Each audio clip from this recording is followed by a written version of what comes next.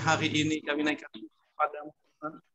Biar kiranya pada sore ini kami boleh bersama-sama satu hati, Tuhan, untuk meninggikan menyembah Engkau.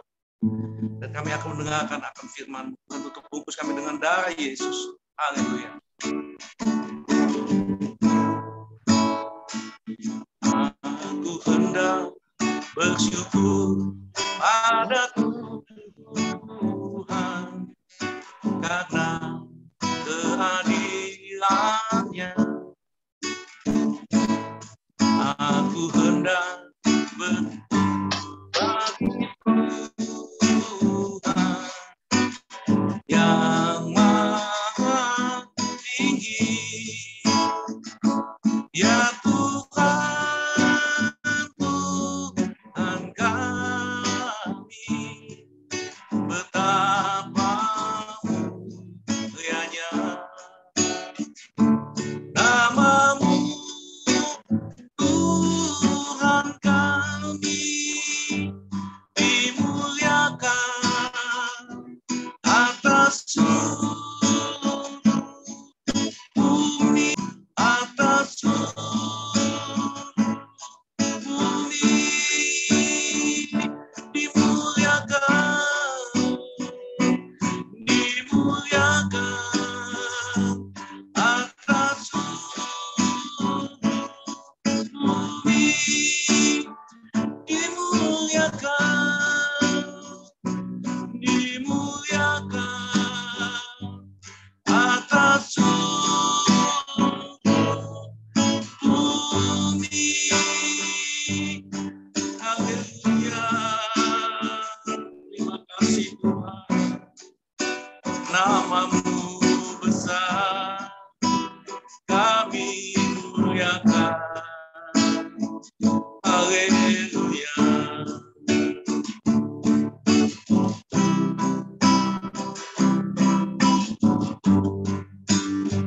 Biar seluruh bumi menyanyikan kebesaran. Seluruh bumi nyanyikan kebesaran. Yang bernafas memuji namamu. Engkau layak, layak, terima pujian, segala puji bagimu. Pujilah Tuhan seluruh umatnya, tinggikan Dia, masukkan namanya. Beri Dia hormat, pujian, agungkan Dia, muliakan namanya. Ya, seluruh bumi nyanyikan kebesaran-Mu. Ya, yang bernafas memuji namamu. Engkau layak, layak, terima pujian, segala puji bagimu. Pujilah Tuhan seluruh umatnya, tinggikan Dia, masukkan namanya.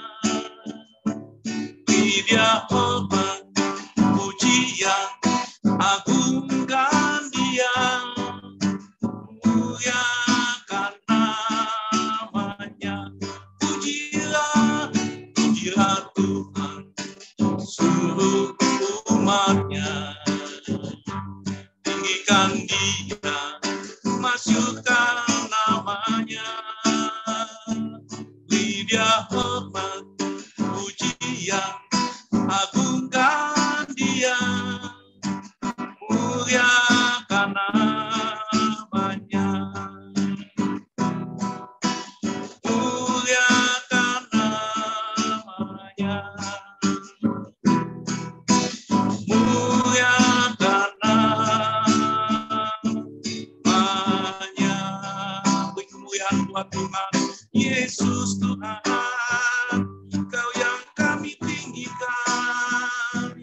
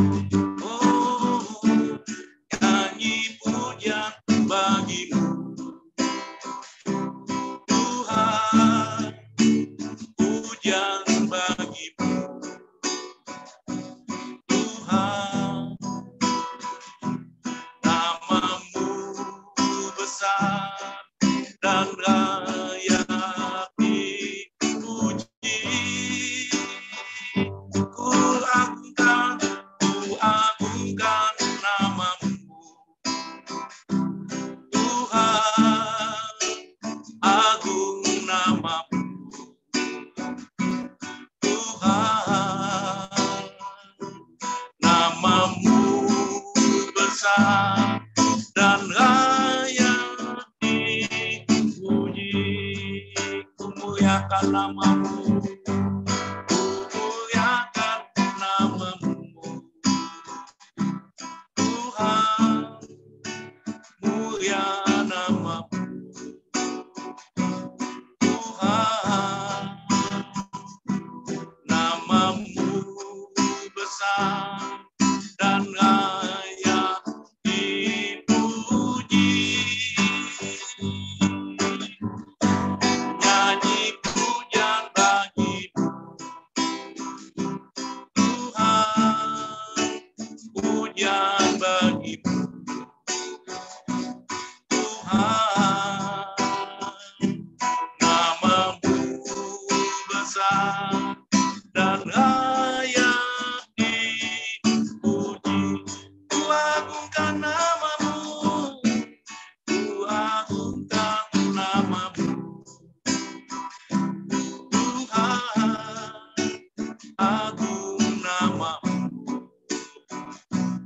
Tuhan, namamu besar dan layak dipuji. Namamu besar,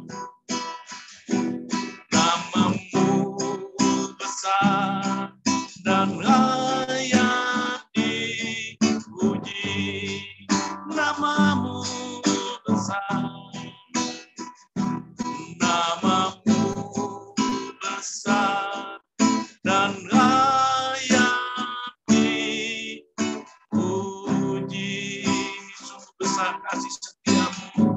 Terima kasih Tuhan, terima kasih, kami bersyukur, kami nyanyikan pujian bagimu, kami agungkan namamu, kemuliaan hanya bagimu.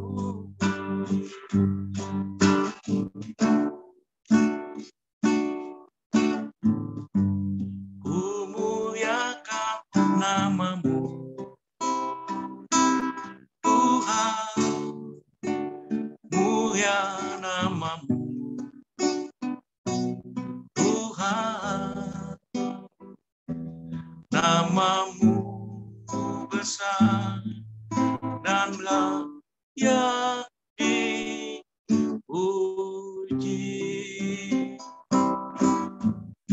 Amin. Terima kasih Tuhan berkati semua. Saya kembali kepada host. Pak Dirison, boleh doa pembukaan, Pak Dirison? Ya, kita satukan hati kita berdoa. Ya, kami bersyukur kepadamu Tuhan, yang Engkau yang layak ditinggikan, dipuji dan memuliakan Tuhan. Jika kami masih hidup dan dapat bersatu dalam family ministry pada saat sore hari ini Tuhan, Engkau masih berkenan untuk menyelesaikan tugas-tugas kami, bahkan juga pelayanan yang Engkau percayakan kepada kami Tuhan. Biarlah perkenanan itu Tuhan menguatkan kami, sehingga kami dapat melayani Kau lebih sungguh lagi Tuhan. Walaupun banyak terjadi goncangan di berbagai penjuru dunia ini Tuhan, namun kami ingin tetap berkomunitas, berfellowship, beribadah, mendengarkan firman-Mu, memuji memuliakan nama-Mu. Sebagaimana sore hari ini Tuhan, kami yang hadir dari berbagai daerah Tuhan, kiranya Roh Kudus ditinggikan, Engkau yang dimuliakan Tuhan. Namun sebelum kami lebih dalam masuk dalam hadirat-Mu Tuhan, sucikan, kuduskan hati pemikiran kami, pikiran kami, dosa-dosa kami terhadap sesama kami, terlebih dosa kami di hadapan-Mu Tuhan. Kami percaya darah-Mu yang suci telah menguduskan kami ketika Engkau telah mengorbankan diri-Mu, darah-Mu tercurah di kayu salib Tuhan. Biarlah Tuhan Roh Kudus-Mu pimpin kami telah mengangkat pujian dan penyembahan. Biarlah semua penyembahan dan pujian kami, Engkau bertahta di atas segala pujian dan penyembahan dan berkenan di hadapan-Mu Tuhan. Sebentar juga kami akan mendengarkan beberapa kesaksian dari hamba-hamba-Mu Tuhan. Kiranya biarlah kesaksian itu dapat menguatkan kami Tuhan. Dan juga kami akan mendengarkan firman-Mu yang akan ditaburkan oleh hamba-Mu Tuhan yang telah Engkau urapi, Engkau persiapkan pada saat sore hari ini Tuhan. Kiranya juga kami akan melanjutkan bincang-bincang kami sampai pada akhirnya Tuhan. Kiranya Engkaulah yang pimpin kami Tuhan. Bahkan segala gangguan apapun, baik sinyal juga Tuhan, Kami tolak itu, kami patahkan di dalam nama Yesus Kristus. Biarlah hanya Engkau saja yang pimpin kami, Tuhan. Hikmat dan juga Tuhan, kuasa Roh Kudus-Mu memenuhi kami dan kemuliaan-Mu, memenuhi ibadah kami pada saat hari ini, Tuhan. Kami serahkan dari awal, pertengahan, hingga akhirnya. Dalam nama Yesus Kristus, kami berdoa dan bersyukur kepadamu. Haleluya. Amin. Silakan Bapak Ibu yang mau bersaksi.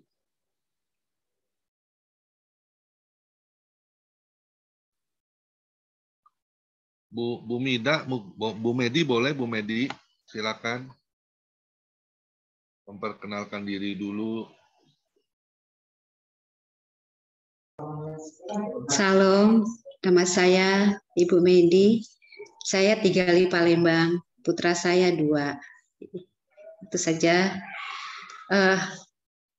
Sedikit kesaksian.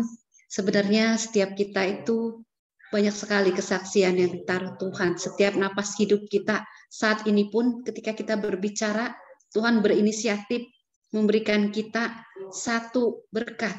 Karena sedikit saya merasakan itu ketika suami saya, seperti dari awal saya komunikasikan tadi, ketika itu oksigen sangat sulit. Pada saat tahun lalu, pada saat COVID Delta itu, dan kebetulan saya tidak dapat oksigen, dan saya sangat kesulitan waktu itu. Saya melihatnya, aduh, luar biasa sekali gitu, bahwa ternyata kita menyadari napas kehidupan hari-hari ini sepertinya biasa saja gitu. Tetapi ketika kita membutuhkan itu, kita harus membayar, dan kalau itu pun kita punya duit, mau beli oksigen, Bapak, Ibu, Saudara sekalian, itu nggak ada. Duit yang kita miliki itu tidak berarti. Pada saat kita butuhkan, dia nggak ada. Itu sangat sangat menyiksa sekali gitu. Dan sejak saya melihat itu gitu, satu tabung yang 5 kubik itu harga 50.000 per 3 jam. Saya menyaksikan sendiri untuk suami saya. Dan saya ketika itu, Tuhan, aduh, selama ini kemana ya gitu. Kita kadang bersyukur untuk semua yang ada. Ketika menyenangkan kita mudah bersyukur. Tetapi kesulitan, nggak gampang Bapak Ibu Saudara, apalagi kita butuhkan gitu. Pada kemana sih semua gitu oksigen sepalembang raya ini nggak ada. Sampai antri, sampai lihat ke sana, sampai ke setiap jual itu tabung itu untuk oksigen nggak ada. Dan saya waktu udah panik bawa ke rumah sakit, di rumah sakit juga ditolak gitu. Dan saya mau saksikan betapa luar biasanya Tuhan Yesus memberikan setiap kita kesempatan. Jadi ketika kesempatan itu ada, mari Bapak Ibu Saudara sekalian, kita menghargai bahwa apapun pergumulan hidup kita, selagi kita ada itu selalu ada. Tapi yang kita nyatakan adalah kita bangun tidur itu, terima kasih Tuhan buat napas kehidupan yang masih ada gitu. Kalaupun seperti yang saya katakan tadi, ada pergumulan, ada namanya hidup itu selalu ada. Tetapi lebih lagi ketika kita berserah, penyerahan diri kita kepada Tuhan itu memberikan kita kekuatan baru. Setiap kita menyerahkan penyerahan diri kita kepada Tuhan, apapun itu yang kita pikirkan, walaupun tidak seperti yang kita mau, yang kita dapati, tetapi kita terus diberi kekuatan oleh Tuhan. Itu saja yang bisa saya saksikan, Bapak Ibu Saudara sekalian. Terima kasih saya sudah ada di bagian grup ini. Yang saya tahu Bapak Ibu Saudara sekalian adalah orang-orang yang militan di dalam Tuhan. Terima kasih. Salam. Tuhan berkati. Shalom. Terima kasih Bu Medi. Yang lainnya ada mungkin yang bersaksi. Shalom Pak. Ya Bu Christine. Apa kabar tuh Prancis? Selamat sore Indonesia. Selamat pagi di Prancis, tetapi anginnya kencang sekali ya. Seperti tadi di doanya Pak Sijabat tadi mengatakan bahwa ya banyak bencana, banyak perkara, tetapi kita tidak tergoncangkan dan kita masih bisa beribadah. Itu satu kesyukuran yang luar biasa ya. Saya cuma mau menyaksikan kemarin setelah kita ibadah ya, saya kan keluar untuk pelayanan. Saya saat ini sangat kesulitan untuk berbicara dengan para pengungsi Ukraina because I don't know how to speak their language. Saya tidak bisa bahasa mereka karena mereka kan pakai bahasanya di sana. Kalau bahasa Inggris sih oke ya, bahasa Perancis oke, tapi bahasa mereka saya tidak ini. Dan saya berdoa terus, ini doa saya sepanjang minggu ini, Tuhan kasih dong penerjemah gitu ya. Nah, setelah kemarin saya keluar dan saya naik metro di sini ya, kereta bawah tanah, saya turunkan di metro. Waktu saya turun di metro, ada seorang anak muda yang menegur saya, dan dia katakan, "Hai madam, you remember me?" Terus saya bilang, "Oh, sorry, saya sudah tidak ingat." Dia bilang, "Ingat nggak 3 tahun yang lalu di tempat yang sama, saya adalah seorang anak mahasiswa yang kelaparan karena tidak dikirimin orang tua uang. Dan saya harus berjualan buku-buku bekas saya supaya saya bisa makan saja hari itu dan bisa naik kendaraan untuk pergi belajar sekolah saya. Tetapi tidak ada seorang pun yang ambil. Saya berusaha untuk bernyanyi juga, suara saya bicara saja katanya saya false ya. Tetapi madam waktu itu lewat, madam memegang ada nasi bungkus saya bawa untuk saya makan ya, tapi karena melihat dia saya kasih nasi saya itu karena saya pikir saya toh biasa puasa. Saya kasih dia, terus ada beberapa lembar uang juga saya. Kemudian saya bilang, saya tidak tahu kenapa Tuhan saya menyuruh saya untuk memberikan kamu, dan dia mulai menangis luar biasa dan dia menceritakan kalau dia sudah 2 hari di bawah metro itu untuk minta kepada orang, tapi tidak ada yang kasih karena kelihatannya memang dia lusuh kan, tidak seperti seorang mahasiswa, tapi tidak tahu gerakan Tuhan begitu luar biasa untuk kasih dia. Nah, dialah yang saya temuin kemarin dan dia katakan, "Lihat, saya sudah berubah, madam. Saya sudah punya usaha dan hampir tiap kali saya datang di tempat ini di jam yang saya ketemu madam. Dan berharap suatu hari saya akan bertemu madam dan saya akan membalas." Dan saya bilang, "Kamu kan orang dari Ukraina ya, dari Kiev." Dan dia bilang, "Iya, madam, saya dari Kiev, namanya Audrey." Dan dia bilang, "Madam, apa yang kamu butuhkan?" Saya bilang, "Thanks God. Inilah yang Tuhan kirim untuk saya bisa berbahasa dengan para pengungsi." Dan dia katakan, "Oh, saya juga sangat berbahagia kalau saya bisa menjadi bagian untuk menolong mereka." Dan itulah yang saya lakukan. Saya menolong banyak sekali orang dengan mengingat apa yang madam buat. Jadi saudara kekasih, kenapa saya sampaikan sharing ini? Bukan untuk kepujian diri saya sendiri, tapi saya katakan, janganlah jemu-jemu berbuat baik ya. Tuhan sudah dekat. Biarlah semua orang dari perbuatan kita memuliakan Tuhan kita, dan banyak lagi jiwa yang akan diselamatkan. Saya bersyukur Tuhan menolong ya di saat yang tepat, dan hari ini setelah nanti Zoom saya akan kembali melayani, dan tolong terus doakan ya supaya kita menjadi bagian dari pekerjaan Tuhan untuk memuliakan nama Tuhan. Biarlah orang lain memuji dan memuliakan Tuhan kita melalui perbuatan kita. Tuhan Yesus berkati. Thank you. Terima kasih Bu Christine, puji Tuhan buat kesaksiannya. Jadi kami bersiap-siap dengan Pak Nikolas untuk menjadi terjemah nanti ke Ukraina. Yes. Pak Nikolas tahu bahasa Ukraina itu. Haleluya. Ya, silakan. Nanti kalau bahasa roh itu kan bisa tersambung jadi bahasa Ukraina juga. Kalau Tuhan, haleluya. Intermezzo ya. Ada yang mau bersaksi lagi sebelum kita dengarkan firman Tuhan? Saya ya Pak. Ya, silakan Bu Lydia. Ibu Christine tadi bersaksi, saya juga terharu gitu ya. Memang apa yang kita buat itu nggak akan kembali sia-sia ya. Saya juga pernah begitu. Saya kalau udah ke Surabaya gitu ya, saya suka kasih anak-anak sekolah Alkitab dan juga teman-teman gitu. Nggak terlalu banyak sih ya apa yang saya dapat berkat, ya saya juga beri gitu. Jadi waktu kapan hari itu ketemu lagi, kayaknya tante dulu yang pernah kasih saya mah nggak tahu sama sekali, saya juga lupa gitu ya. Masa ya ingat dan juga saya mana tahu gitu. Terus dia bilang dia suka cerita sama istrinya gitu, karena dia dulu kan belum menikah gitu ya. Jadi saya juga artinya dia juga mengingat gitu apa yang saya suka beri ya.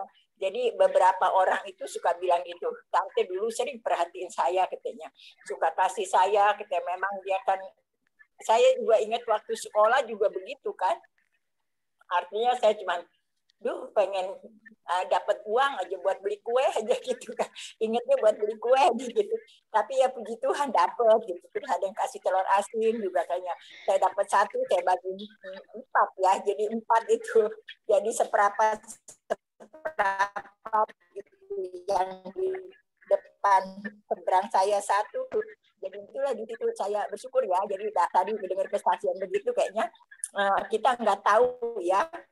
Dan mereka juga yang menegur gitu. Kalau nggak ditegur juga nggak tahu gitu. Karena kita juga udah lupa gitu. Dan juga nggak ingat siapa yang diberi gitu. Kalau teman-teman sekolah ya kita ingat semua gitu ya.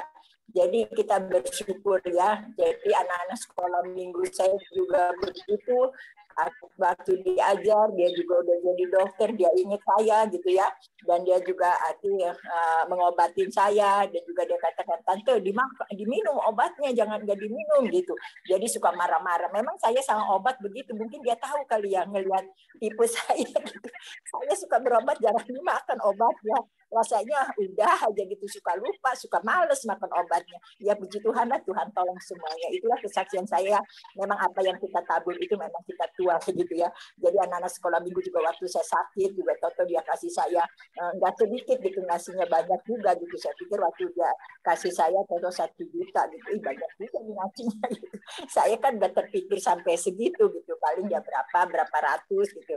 Tapi itulah kebaikan Tuhan. Tuhan selalu menolong apapun yang kita hadapi ya, Tuhan terus memberkati kita. Puji Tuhan, itulah kesaksian saya.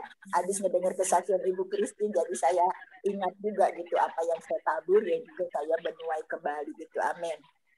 Terima kasih kesaksiannya Bu Lydia. Tuhan memberkati Bu Lydia dan pelayanannya. Kita sambut firman Tuhan yang luar biasa. Menit-menit terakhir, the last minutes. Saya kurang kasih bahasa Inggris. Yang luar biasa nanti firman Tuhan sampaikan oleh hambanya Pendeta Lut. Ya, kita sambut firman Tuhan. Satu pujian dari Bapak Pendeta Hari Paat. Silakan Pak Pendeta Hari Paat, satu pujian. Okay, thank you. So God will bless we all. And this message, I live in Jesus. Very, very love you.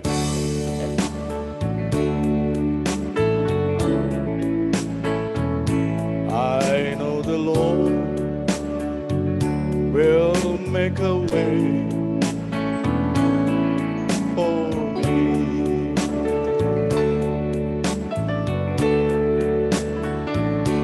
I know the Lord will make a way for me.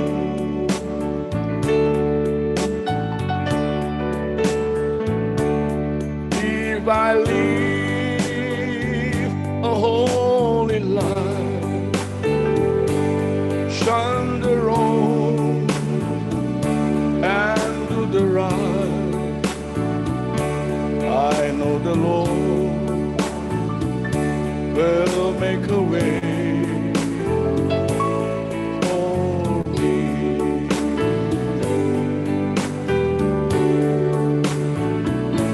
I know the Lord will make a way for me.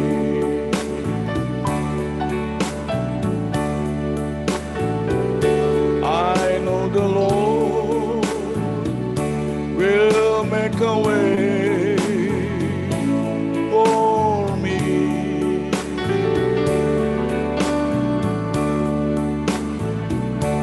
If I walk with you, shun the wrong and do the right, I know the Lord will make a way for me.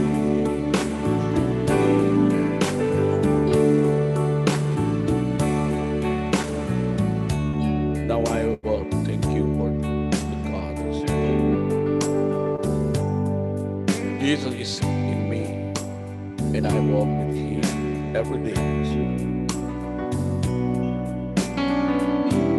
He always be with me and be with you. In our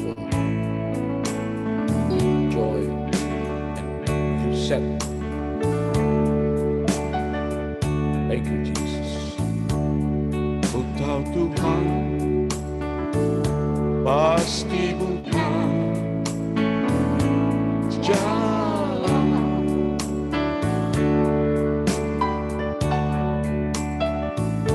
Ku tahu Tuhan pasti buka jalan.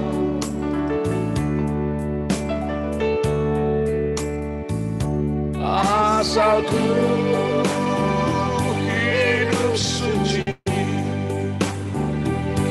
tidak turut dunia.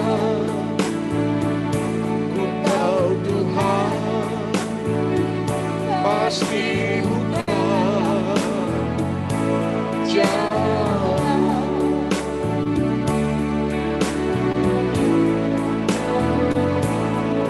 Tahu Tuhan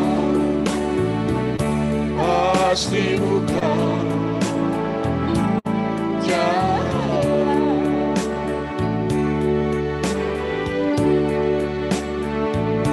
Ku tahu Tuhan pasti buka jalan.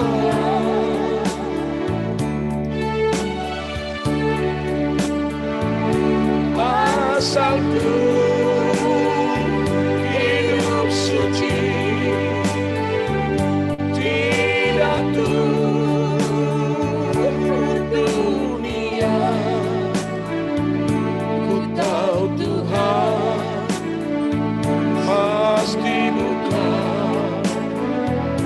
jalan. If I live a holy life, if I live a holy life, shun the wrong and do the right, I know the Lord will make a way for me.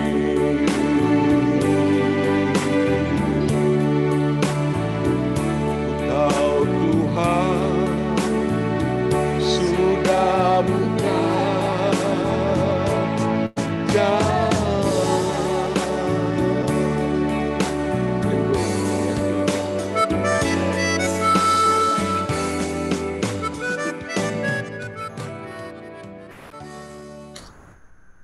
Engkau pasti membuka jalan. Dan Engkau sudah membuka jalan bagi setiap kami yang terus memandang dan berharap hanya kepada Tuhan saja.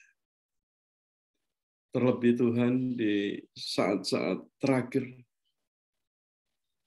biarlah mata kami hanya tertuju kepada Tuhan saja. Karena tidak ada yang lebih berharga, tidak ada yang lebih berarti dalam hidup kami ini selain Engkau. Engkaulah segala-galanya bagi kami, Tuhan. Hanya Engkau saja. Karena itu kami senang, Tuhan, untuk duduk dekat dengan Tuhan. Mendengar isi hati-Mu, ya Tuhan. Supaya kami tidak hilang dan tersesat. Berbicaralah kepada setiap kami. Dan biarlah perkataan hamba-Mu ini berkenan di hati-Mu, ya Tuhan. Engkau gunung batu dan perlindungan kami. Dan tembok pertahanan kami. Terima kasih di dalam nama Tuhan Yesus. Amin. Amin. Salam Bapak-bapak, Ibu-ibu yang dahsyat dalam Tuhan. Amin. Shalom. Shalom. Terima kasih Pak Pendeta Ko yang sudah memberi kami kesempatan, dan tadi juga beberapa Bapak bertanya kepada saya apakah kami baik-baik saja di sini di Eropa.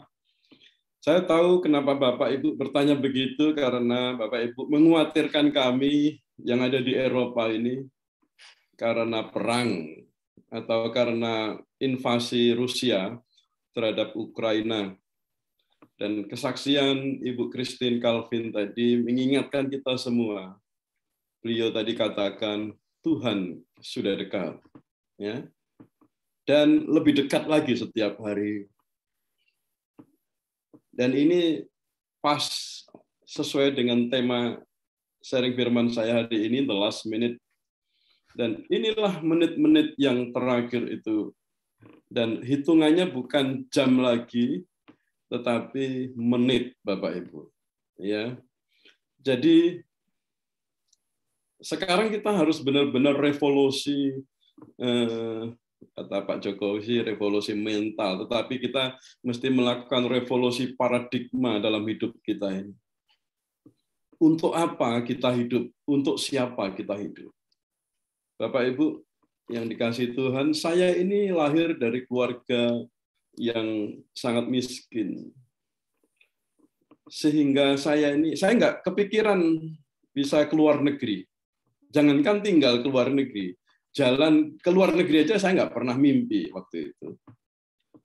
Karena itu pada waktu itu kalau sekolah ada pelajaran bahasa Inggris, saya nggak begitu perhatikan. Dan nilai saya itu paling tinggi itu 6 kalau bahasa Inggris dulu. Saya takut dengan bahasa Inggris. Nggak tahunya saya harus menghabiskan meluangkan banyak waktu saya malah di luar negeri. Saya keluar dari Indonesia itu sejak tahun 2006 sampai sekarang belum balik-balik. Ya, kembali pas liburan saja, tapi selalu tinggal di luar dan berpindah-pindah. Nah, karena saya lahir di keluarga yang sangat miskin, tapi waktu itu di kampung saya semua miskin, jadi kita bahagia aja karena semua miskin gitu kan. Jadi tidak ada masalah, semua miskin gitu. Tapi kalau kelihatan ada 1 atau 2 yang kaya raya lalu kita miskin sendiri, nah itu repot gitu.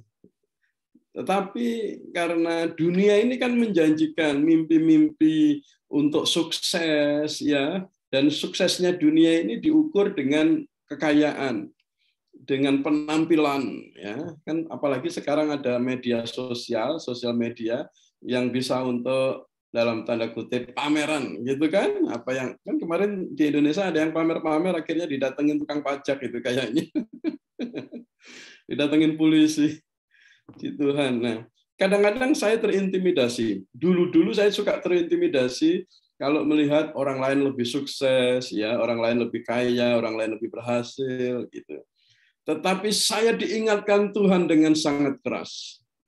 Apalagi menyambung dengan keadaan yang sekarang ini, deru perang ada di mana-mana gitu. Dan bukan hanya Rusia menyerang Ukraina, tetapi sekarang ini dampak dari penyerangan Rusia itu kemana-mana, Bapak Ibu. Bukan hanya di Eropa ternyata, bahkan sampai Australia, sampai Indonesia pun kena imbasnya, gitu kan. Dan sekarang kan ada berapa ratus atau berapa ribu orang Rusia yang tidak bisa balik ke Rusia. Mereka terjebak di Indonesia karena ATM-nya walaupun ada uang di dalamnya, tapi nggak bisa diambil uangnya, gitu kan? Karena sanksi dari Eropa, sanksi dari Amerika. Lalu seperti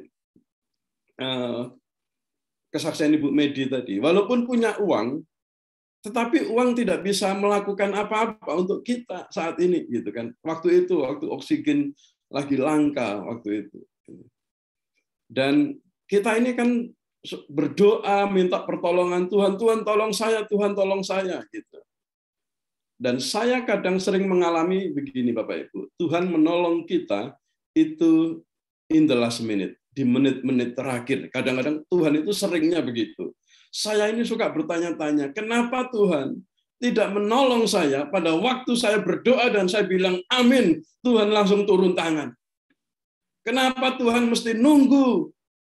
Bukan hanya 1 hari, 2 hari, kadang menunggu berminggu-minggu, ada yang nunggu berbulan-bulan, bahkan ada yang nunggu bertahun-tahun.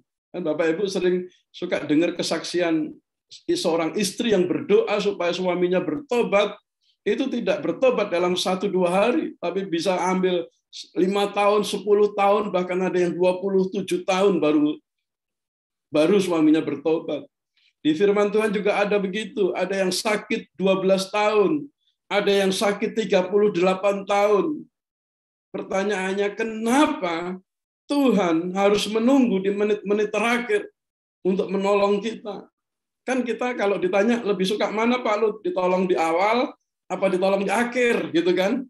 Kita rasanya sih semua maunya ditolong di awal gitu. Jadi jangan nunggu waktu mau habis baru ditolong. Tetapi agenda dan caranya Tuhan berbeda. Tuhan itu tidak mempermasalahkan kapan kita ditolong, tetapi yang menjadi perhatian Tuhan adalah apakah iman kita bisa semakin kuat ketika kita menghadapi masalah demi masalah dalam kehidupan kita. Karena itu Tuhan menolong kita di menit-menit terakhir, karena Tuhan ingin kita melihat ada Tuhan yang terus menyertai kita sepanjang perjalanan, sepanjang kita mengalami pergumulan itu. Dan di menit-menit terakhir itu, pada waktu Tuhan menolong, kita akan berkata, Engkau sungguh baik Tuhan, ada Tuhan. Dan iman kita itu menjadi sangat-sangat kuat. Nah itulah. Karena kita bukan anak gampangan. Kita bukan anak manja, Bapak Ibu. Kita adalah anak-anak yang diperhatikan Tuhan. Anak-anak yang diperhatikan Tuhan itu dihajar oleh Tuhan. Dan penghajaran Tuhan bukan untuk meremukkan kita, tetapi untuk membuat hidup kita ini semakin indah, semakin kuat di dalam Dia. Nah itu kalau kita melihat the last minute untuk kita masing-masing. Tetapi yang ingin saya sampaikan di sini adalah the last minute, menit-menit terakhir untuk dunia ini, untuk kita semua. Kalau Bapak Ibu membaca firman Tuhan sudah memberitahu kita, akan ada perang Bapak Ibu. Jadi kalau kita mendengar perang saat ini, kita sudah nggak kaget. Kenapa? Karena kita sudah dikasih tahu lebih dulu oleh Tuhan.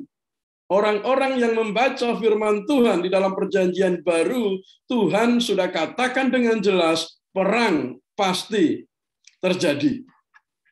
Mungkin dunia ini kan heran kan, kenapa Putin ini tidak berhenti menyerang Ukraina? Kenapa semua sanksi yang paling berat, sanksi ekonomi, sanksi sosial, sanksi politik, semua sudah dikenakan kepada Rusia, tetapi kenapa Rusia tidak juga berhenti menyerang Ukraina sampai hari ini sudah 20 hari. Itu kan orang semua bingung. Ada yang bilang Putin itu gila, ada yang bilang Putin itu addicted steroid gitu. Ada yang bilang Putin itu pokoknya nggak bisa orang Jawa bilang dikandani. Dia kandani itu apa? Diberitahu gitu. Nggak ada yang bisa memberitahu Putin. Amerika sudah ngomong, Joe Biden sudah ngomong, juga nggak didengerin gitu kan. Cina juga sudah ngomong, nggak didengerin. Bahkan Eropa semua sanksi sudah dijatuhkan ke Rusia, tetap tidak bisa menghentikan Putin. Karena apa? Kalau Bapak Ibu baca di Yeskiel 38, Tuhan itu seperti memasang pancing di mulutnya Putin, dan Putin itu ditarik sedemikian rupa sehingga dia tidak bisa tahan untuk diam. Ya, Yeskiel 38 kalau nggak salah ayat yang keempat itu, dan seterusnya. Ya. Tetapi firman Tuhan juga hibur kita, Bapak Ibu. Mari kita baca di dalam Lukas 21. Lukas 21 ayat 28. Apabila semuanya itu mulai terjadi, kata firman Tuhan apa? Takutlah, larilah, bukan. Kalau semuanya itu terjadi, bangkitlah dan angkatlah mukamu, sebab apa? Penyelamatmu sudah dekat. Katakan amin. Ini konfirmasi apa yang dikatakan oleh Ibu Christine tadi. Tuhan sudah dekat, dan Tuhan sudah dekat itu bisa dirasakan benar-benar oleh semua orang yang percaya kepada Dia. Kalau orang tidak percaya ada Tuhan dan Tuhan janji mau datang, mereka tidak bisa ngomong seperti Ibu Christine tadi bilang. Nggak bisa. Mana ada kalimat Tuhan sudah dekat? Tidak ada di dalam pikiran mereka. Tetapi di dalam roh kita, orang-orang percaya, kita bisa berkata, Tuhan sudah dekat. Bahkan sangat dekat. Dan penggenapan demi penggenapan firman Tuhan itu sedang terjadi saat-saat ini. Jadi waktu kita ini bukan menunggu penggenapan, tetapi waktu kita sekarang ini adalah waktu penggenapan itu. Dan kita berada di masa-masa penggenapan yang paling kritikal, yang paling genting sepanjang bumi ini ada. Kita mungkin juga nggak menyangka ya, ini waktunya sekarang terjadi, gitu kan. Ya, tetapi kalau kita percaya kepada Tuhan, Tuhan katakan jangan takut, jangan galau, jangan gundah gulana. Tetapi kata Tuhan apa? Bangkitlah, raise up, kata Tuhan begitu. And raise your head, dan angkatlah mukamu. Angkat kemana? Kepada Tuhan di sorga. Karena apa? Karena penyelamat kita sudah dekat.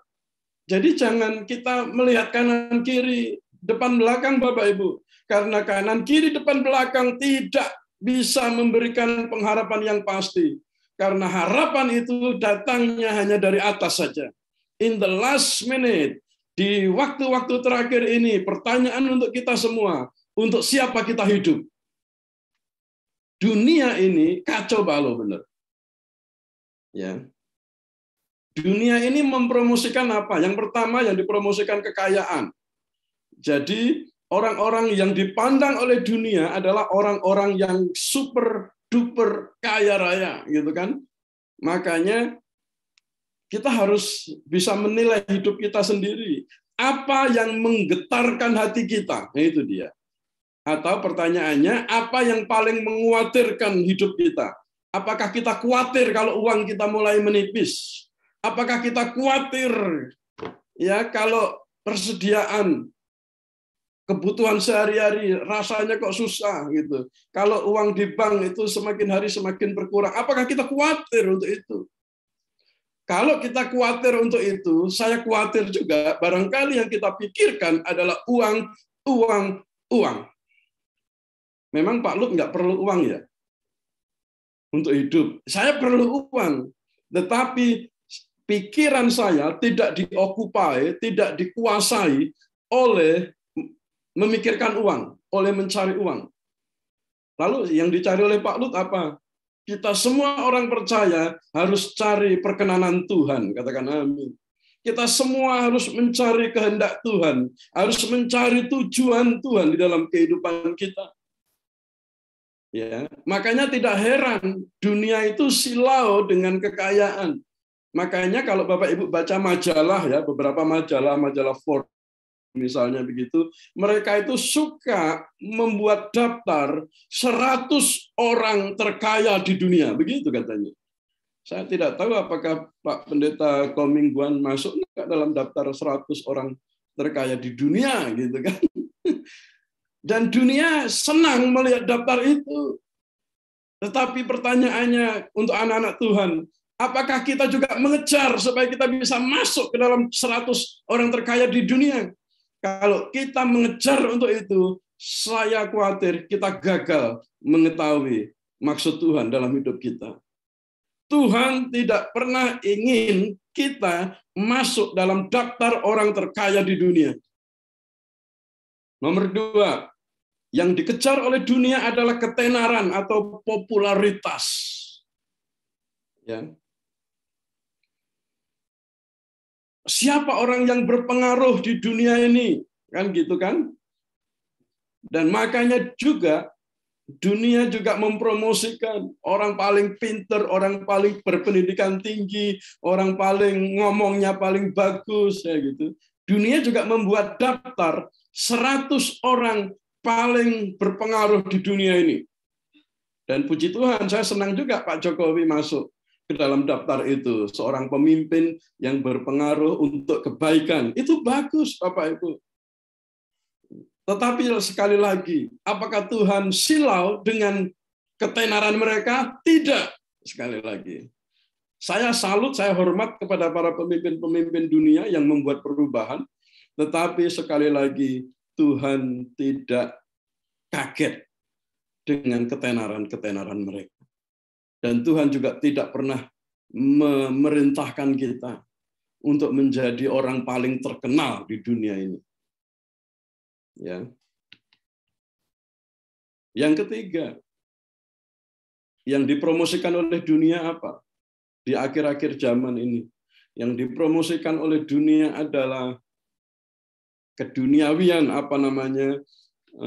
Suka ada daftar orang paling cantik. Ya, kalau untuk para wanita, 10 wanita tercantik di dunia atau 10 pria termaco di dunia, begitu kan? Ada daftar-daftar seperti itu.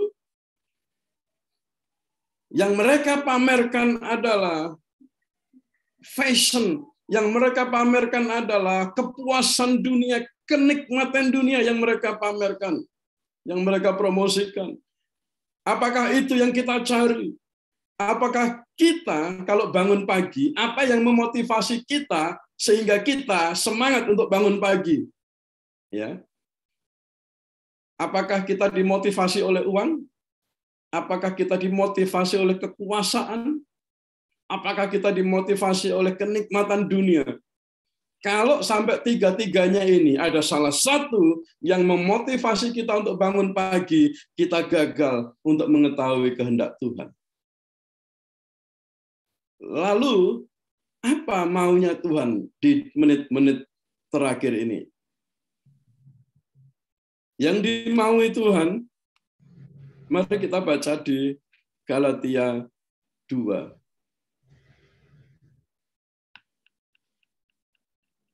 Galatia 2 ayat yang ke-19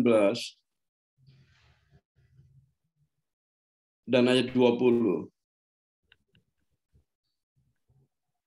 Sebab aku telah mati oleh hukum Taurat untuk hukum Taurat, supaya aku hidup untuk Allah. Aku telah disalibkan dengan Kristus, namun aku hidup, tetapi apa katanya? Bukan lagi aku sendiri yang hidup, melainkan Kristus yang hidup di dalam aku. Wow. Kristus yang hidup di dalam aku dan hidupku yang kuhidupi sekarang di dalam daging hari ini, kata Paulus, adalah hidup oleh iman dalam anak Allah yang telah mengasihi aku dan menyerahkan dirinya untuk aku. Inilah kehendak Tuhan, inilah yang dimaui Tuhan di menit-menit terakhir kehidupan kita, supaya kita tidak hilang, supaya kita tidak tersesat. Apa manfaatnya kita menjadi orang paling kaya di dunia? Apa manfaatnya kita menjadi orang paling berpengaruh, paling cantik, paling ganteng di dunia, tetapi kita tidak didapati Tuhan hidup benar di hadapannya? Apa yang kita kejar?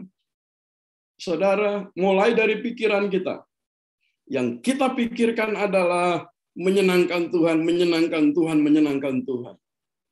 Kita ini percaya dan kita tahu bahwa kita punya otoritas. Benar? Dan otoritas itu diberikan oleh Tuhan kepada kita semua. Tetapi untuk apa kita menerima otoritas itu?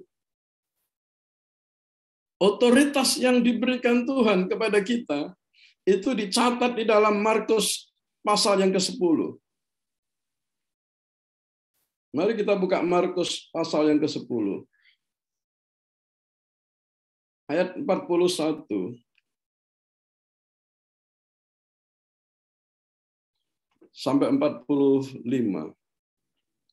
Inilah otoritas yang diberikan oleh Tuhan kepada kita semua. Mendengar itu, ayat 41, ke-10 murid yang lain menjadi marah kepada Yakobus dan Yohanes karena Yohanes dan Yakobus ini minta posisi di hadapan Tuhan, tetapi Yesus memanggil mereka lalu berkata, kamu tahu bahwa mereka yang disebut pemerintah bangsa-bangsa memerintah rakyatnya dengan tangan besi dan pembesar-pembesarnya menjalankan kuasanya dengan keras atas mereka. Kata Tuhan, tidaklah demikian di antara kamu, di antara kita semua ini, tidak seperti pemerintah-pemerintah dunia. Barang siapa ingin menjadi besar di antara kamu, hendaklah ia menjadi pelayanmu. Jadi, urapan dan otoritas Tuhan yang diberikan kepada Bapak dan Ibu kita semua, untuk apa? Untuk melayani, bukan untuk menguasai. Ya. Kata menguasai di dalam Kejadian 1 ayat 28 itu diartikan untuk melayani. Jadi kita diberikan kuasa untuk melayani. Melayani siapa? Melayani setiap orang yang Tuhan percayakan kepada kita. Jadi Bapak Ibu, otoritas yang diberikan kepada kita, mari kita manfaatkan di menit-menit terakhir ini supaya kita berfungsi dengan benar sebelum kedatangan Tuhan untuk menyebut kita di awan-awan yang permai. Kalau kita melayani, begini contohnya, saya sebagai suami, saya melayani istri, saya melayani di rumah tangga saya, bukan untuk kebaikan saya, tetapi untuk kebaikan istri saya, untuk kebaikan anak-anak saya. Itu namanya melayani. Karena itu, kalau saya bangun pagi, saya dengan sukacita menyiapkan sarapan untuk istri saya, untuk anak-anak saya. Saya siapkan mereka untuk pergi ke sekolah, Bapak Ibu. Saya bilang sama istri saya dulu tahun 2009. Saya menikah 2007, lalu 2009 saya bertobat. Bertobat itu saya sudah tidak mau nyakitin istri lagi. Saya bilang sama istri, istriku, kalau pagi-pagi kamu tidur aja. Aku akan siapkan sarapan tiap pagi. 2009 sampai hari ini. Berapa tahun ini? Sudah 12 tahun. Sudah 12 tahun, 13 tahun ini saya siapkan sarapan setiap pagi. Kalau di rumah tidak ada roti, saya pergi ke toko pagi-pagi cari roti. Supaya pada waktu istri saya bangun, dia melihat ada makanan di atas meja. Kenapa? Karena otoritas yang diberikan oleh Tuhan sebagai suami, fungsinya atau tugasnya adalah untuk melayani dan supaya yang dilayani itu menerima manfaat. Begitu jadinya. Jadi pelayanan itu diberikan Tuhan untuk keuntungan atau untuk kebaikan orang yang kita layani. Begitu juga melayani anak-anak di rumah. Nah, terus sebagai gembala gereja dikasih otoritas oleh Tuhan untuk melayani jemaat Tuhan, bukan untuk dilayani. Jadi kalau kita bisa bawa tas sendiri, para bapak pendeta, ibu pendeta, ya kita bawa tas kita sendiri ya, gitu. Kalau kita bisa buka pintu mobil sendiri, kita buka pintu mobil sendiri, gitu. Ya, artinya apa? Kita siap untuk melayani, untuk kebaikan siapa? Kalau gembala melayani untuk kebaikan dan untuk manfaat sebesar-besarnya domba-domba yang Tuhan percayakan kepada kita, supaya mereka tenang, supaya mereka dapat makanan yang bergizi, supaya mereka rohaninya sehat, supaya mereka masa depannya baik dan benar di hadapan Tuhan. Nah itu. Jadi saya sebagai gembala gereja juga, saya harus pastikan bahwa jemaat yang Tuhan percayakan kepada saya tidak keleleran, tidak kekurangan makanan. Nah itu gembala, itu otoritas gembala Bapak itu. Juga di dalam pemerintahan, kalau di dalam pemerintahan dicatat di dalam Roma 13 ayat 4 itu dicatat. Karena pemerintah adalah hamba Allah. Nah begitu. Bapak Ibu yang aktif di dalam pemerintahan, Bapak Ibu harus sadar bahwa pemerintah adalah hamba Allah. Hamba itu pelayan. Untuk apa? Untuk kebaikanmu, untuk kebaikan rakyat. Begitu. Tetapi jika engkau berbuat jahat, jika rakyat berbuat jahat, takutlah akan dia. Karena tidak percuma pemerintah menyandang pedang. Menyandang pedang itu maksudnya bukan pedang untuk membunuh gitu ya. Menyandang pedang itu maksudnya menyandang otoritas Allah. Tidak percuma Tuhan memberikan otoritas kepada pemerintah. Karena pemerintah adalah hamba Allah untuk membalaskan murka Allah atas mereka yang berbuat jahat, untuk menegakkan hukum di dunia ini. Nah, istri juga begitu. Istri punya otoritas untuk apa? Untuk melayani suami. Layanilah suami, ibu-ibu. Dengan apa? Dengan motivasi, dengan semangat. Saya mau menyenangkan suami saya karena pelayanan saya adalah supaya suami saya mendapatkan manfaat dari keberadaan saya. Nah, ini the last minute, Bapak Ibu. Ini menit-menit terakhir, artinya kita harus benar-benar ambil keputusan hari ini juga, mengubah cara pandang kita, mengubah paradigma cara berpikir kita, bahwa saya hidup bukan supaya saya kaya, bukan supaya saya bahagia, bukan supaya saya sukses, bukan supaya saya terkenal, tetapi supaya saya serupa dengan Dia. Itu tujuan hidup kita semua. Semakin serupa dengan Kristus. Lalu apakah Pak Lut tidak mau kaya, tidak mau diberkati, tidak mau hidup sehat, tidak mau bahagia? Mau. Tetapi itu bukan tujuan. Kekayaan itu adalah alat untuk memuliakan Tuhan. Ketenaran itu juga adalah kesempatan untuk memuliakan Tuhan. Seperti kesaksian Ibu Christine tadi, saya lagi-lagi balik ke kesaksian Ibu Christine, karena kesaksiannya dahsyat. Karena orang yang ditemui di mana tadi, di stasiun atau di jalan tadi itu, akhirnya memuliakan Tuhan dia itu. Gitu. Nah, supaya apa? Bukan supaya kita dimuliakan. Kan tujuan hidup kita bukan supaya kita dimuliakan. Bukan supaya dunia melihat kita, wow. Tetapi supaya dunia melihat Tuhan kita, wow. Gitu. Dan setiap lutut harus bertelut. Dan setiap lidah harus mengaku bahwa bahwa Yesus adalah Tuhan melalui hidup kita. Kalau kita nggak mau dipakai Tuhan, kalau kita nggak mau dipakai Tuhan, padahal Tuhan mau pakai kita, itu berbahaya, Bapak Ibu. Kita ini kan duta besar Tuhan. Duta besar, Bapak Ibu, ada yang tahu cara kerja duta besar?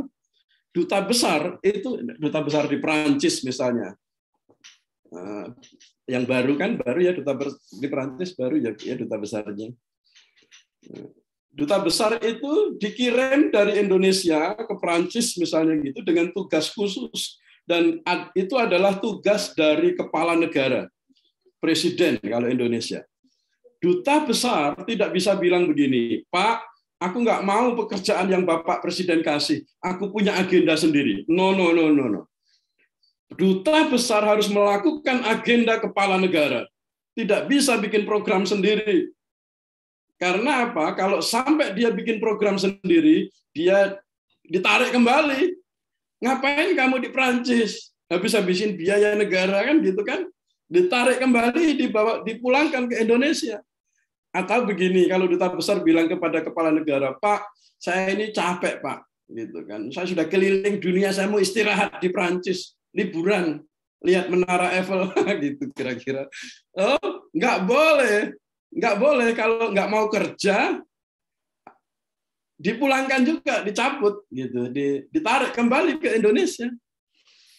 Atau satu hal lagi keadaan, kapan duta besar ditarik kembali? Kalau sebuah negara di tempat dia bertugas itu keadaannya menjadi genting dan berbahaya, itu duta besar ditarik kembali. Seperti di Ukraina sekarang ini, duta besarnya dipulangkan ke Indonesia kan? Gitu. Nah, kita juga begitu. Kita ini duta besar Kristus, Bapak Ibu.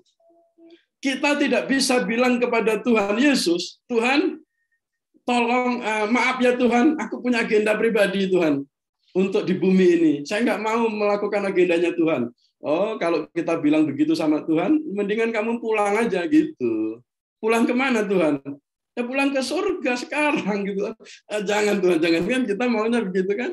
Atau kalau kita bilang, Tuhan, saya mau istirahat deh Tuhan, saya mau duduk-duduk, saya nggak mau capek. Tuhan juga bilang begitu, kalau duduk-duduk jangan di bumi. Mari kita pulang duduk-duduk di surga aja gitu. Kira-kira gitu. Kan kita nggak mau kan disuruh cepat-cepat pulang kan? Karena apa? Karena tugas kita belum selesai. Kalau tugas kita selesai, mau nggak mau kita harus kembali ke tempat asal kita. Atau begini, kita semua akan ditarik kembali ke surga kalau keadaan di bumi ini semakin hari semakin jahat, semakin genting, semakin berbahaya, kita semua akan ditarik ke rumah asal kita, yaitu surga, yaitu rapture nanti. Makanya saya menanti-nantikan rapture itu, saya menanti-nantikan Tuhan datang untuk menjemput kita semua, dan kita akan ketemu dengan Tuhan di awan-awan yang permai. Itu adalah perjumpaan yang paling indah yang bisa saya bayangkan. Kita bisa, saya sih pengennya kalau bisa pelukan gitu, peluk Tuhan seerat-eratnya gitu, seperti seorang kekasih yang udah bertahun-tahun nggak ketemu gitu kan. Itu yang saya bayangin sekarang ini Bapak Ibu. Apalagi melihat perang invasi Rusia ke Ukraina, terus kemarin Iran salah katanya nembak ke Irak gitu kan, Bapak Ibu baca beritanya juga kan, Iran lepaskan misil ke Irak, lalu India katanya salah nembak ke Pakistan gitu. Lalu Cina juga mengancam Taiwan. Sekarang ini bangsa melawan bangsa itu sedang digenapi. Kalau kita masih santai-santai saja sebagai duta besar kerajaan Allah, kalau kita tidak menyampaikan kabar kebenaran kepada orang-orang di jalan, yang kayak di Bu Kristin temui di jalan tadi, kalau kita tidak sampaikan kebenaran ada Yesus yang sudah menyelamatkan kita, kalau kita tidak sampaikan itu kepada setiap orang yang kita temui, jangan sampai kita gagal menjadi duta besar di bumi ini. Ya, puji Tuhan, kita ini adalah orang-orang yang paling beruntung karena konsep duta besar itu hanya ada di dalam orang-orang Kristen. Coba Bapak Ibu tanya di tetangga sebelah, di agama-agama yang lain. Mereka nggak ngerti sebagai duta besar bagaimana. Mereka tahunya sebagai ciptaan aja. Mereka tahunya sebagai apa ya? Hubungan antara manusia dengan Tuhan itu rasanya jauh banget gitu. Kita ini beruntung, kita ini bisa dekat banget sama Tuhan. Kita ini orang paling beruntung deh Bapak Ibu. Makanya saya ini nggak ngerti, nggak habis pikir kalau ada orang Kristen yang meninggalkan imannya, yang meninggalkan Yesus dan cari Tuhan yang lain, itu bodoh sekali. Tapi ada orang bodoh semacam itu gitu kan. Entah diiming-imingin apa gitu, akhirnya mereka mau meninggalkan Tuhan. Ya. Saya terus berdoa, kita semua adalah orang-orang yang terus kuat di dalam Tuhan. Tidak takut mendengar deru perang, kita tidak takut. Ya. Kita terus bangkit dan angkat muka kita kepada Tuhan, artinya apa? Kita tidak ketakutan. Angkat muka itu tidak ketakutan. Karena orang takut itu tidak bisa angkat muka. Ya, orang takut, orang malu, orang minder, itu mukanya selalu ke bawah. Gitu. Dan kita, anak-anak raja, kita diperintahkan untuk mengangkat muka kepada Tuhan karena juru selamat kita sudah dekat. Amin, Bapak Ibu. Jadi mari kita semua semangat. Saya tidak tahu sesemangat-semangatnya. Dari bangun tidur itu kita langsung semangat. Gitu. Sampai kita tidur. Sebagai orang duta besar yang benar, kita ini kayak kurang waktu terus gitu. Untuk nginjilin orang itu kayak kurang waktu terus. Tahu-tahu sudah sore, tahu-tahu sudah malam gitu. Maunya cari orang terus, maunya ngomong sama orang terus, nelpon terus, atau kalau bisa WhatsApp terus gitu kan. Supaya orang yang kita temui, yang Tuhan izinkan ketemu dengan kita, itu juga selamat. Jangan sampai orang yang Tuhan temukan dengan kita, mereka masuk neraka karena kita diam. Kalau sampai itu terjadi, yang akan ditanya bukan mereka yang masuk neraka, yang akan ditanya adalah kita. Loh, Lut, Kamu ini ketemu orang ini, kenapa kamu nggak bilang kalau aku itu Tuhan, gitu kan? Waktunya sudah habis, sudah hampir habis ini. Kenapa kamu nggak ngomong? Aduh, aku malu, Tuhan. Malu kenapa? Malu nanti kalau dia menolak saya, malu takut kalau nanti dia malah menghina saya, bagaimana? Kamu malu, kamu takut, kamu ditolak, kamu dihina, sementara kamu tidak punya belas kasihan sampai orang ini dibakar di neraka sana sampai kekal. Kamu adalah hamba yang jahat, dibegitukan untuk kita. Kenapa kita disebut hamba yang jahat? Karena kita membiarkan orang binasa. Itu hamba yang jahat. Jadi Bapak Ibu, ayo, saya nanti tiap Sabtu minggu ketiga saya ini berdiri di jalan di kota, saya sama istri saya pakai belangkon gini juga, saya pakai belangkon, saya bawa termos, satu isi kopi, satu isi teh, terus di depan itu ada keranjang isinya cookies, apalagi muffin gitu kan, saya bawa tulisan kopi gratis, teh gratis, muffin gratis gitu. Ayo silakan ambil. Pada waktu mereka ambil, saya bikinin kopi kan. Saya sengaja lama-lamain kalau bikin kopi gitu. Saya tanya namanya, saya tanya asal dari mana, bagaimana hidup kamu. Terus habis itu saya mau berdoa sama kamu sambil kamu minum kopi, saya doakan kamu. Gitu. Nah setelah itu mereka kan kopinya kan masih panas, kan nggak langsung diseruput habis gitu kan, sedikit-sedikit sambil dia minum kopi. Saya pegang dia supaya dia nggak lari gitu kan. Saya doakan. Ada orang-orang Syria, ada orang Palestina, ada orang Irak gitu pada datang. Ada orang Afrika pada datang. Saya heran ini orang Belgia ini pada nggak mau datang. Kenapa gitu? Mungkin karena saya bukan orang yang kulit putih seperti orang Belgia, hidung saya nggak sepanjang mereka gitu kan. Tapi kan hati saya lebar, hati saya panjang. Tapi mereka kenapa nggak mau? Ini saya mau targetkan ini orang Belgia, dan kesempatan ini untuk kita yang ada di Eropa, untuk Ibu Christine dan saya, orang Ukraina ini pada masuk di negara-negara Eropa ini kan, dan di Belgia ini sudah sekitar 1.000 pengungsi sudah masuk. Mungkin di Perancis lebih banyak karena Perancis lebih besar gitu kan, lebih dekat juga. Jadi saya sudah kontak dengan kedutaan Ukraina, saya sudah kontak dengan beberapa organisasi Ukraina. Kita kumpulkan, saya sengaja belanja mie instan, saya belanja makanan-makanan yang awet. Nanti hari Sabtu saya mau ke tempat mereka ngungsi gitu. Jadi bukan hanya bawa makanan, tetapi yang penting adalah saya bawa Tuhan Yesus kepada mereka, dan saya mau ngomong sama mereka. Meskipun negaramu perang, meskipun habis-habisan, tetapi ada satu yang tidak pernah habis, yaitu pengharapan di dalam Tuhan kita Yesus Kristus. Percayalah kepada Dia, saya doakan kamu, dan biarlah damai sejahtera itu masuk ke dalam hatimu, dan percayalah bahwa Yesus itu adalah Tuhan dan engkau diselamatkan. Haleluya. Rusia mungkin cuma bisa menyerang rumahmu, bisa menyerang tanah negaramu, bisa membunuh kita, tetapi tidak mungkin dia bisa membunuh jiwa kita. Nah gitu. Inilah semangat kita di akhir zaman ini, Pak Ko, di menit-menit terakhir ini. Mari Bapak Ibu, kita semua semangat terus untuk menjadi duta besar, menyampaikan kabar baik Injil Kerajaan Allah kepada semua orang. Di dalam nama Tuhan. Haleluya, haleluya. Amin. Amin. Terima kasih. Saya kembalikan waktunya. Ya, terima kasih untuk hambanya, Pendeta Ludovikus, ya, Mardiono, ya, luar biasa ya. Emang kita harus jadi berkat ya. Saya teringat dari Filipi 1 ayat 22 tuh, hidup yang ya. Jadi jangan kita diam saja ya, actionnya juga harus ada ya. Luar biasa ya. Saya percaya nggak ada yang kebetulan kalau Pendeta Ludovikus bisa ada di Brusel ya. Itu saya percaya ada rencana Tuhan yang besar.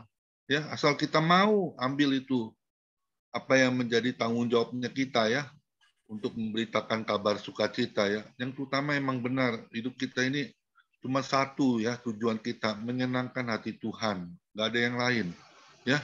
Bisa saling berbagi kasih ya, bisa mempraktekkan apa yang Tuhan untuk kita lakukan, yaitu untuk memberi mereka dengan kasih yang kita ungkapkan ya, sehingga mereka boleh melihat ada terang Kristus ya, suratan yang terbuka ya, yang dibaca semua orang, sehingga orang boleh mengenal Yesus ya, bahkan menyerahkan dirinya untuk dibaptis dan menjadi juru selamat dalam hidupnya.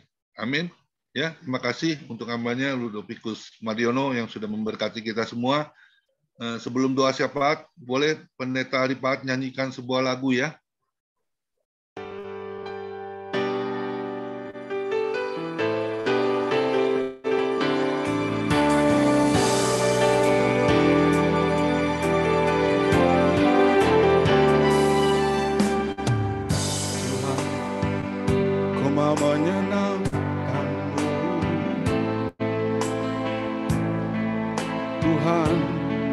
Bentuklah hati ini jadi bejana untuk hormat-Mu,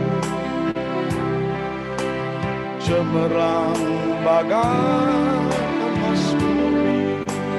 Tuhan, ku serahkan hatiku, semua ku berikan.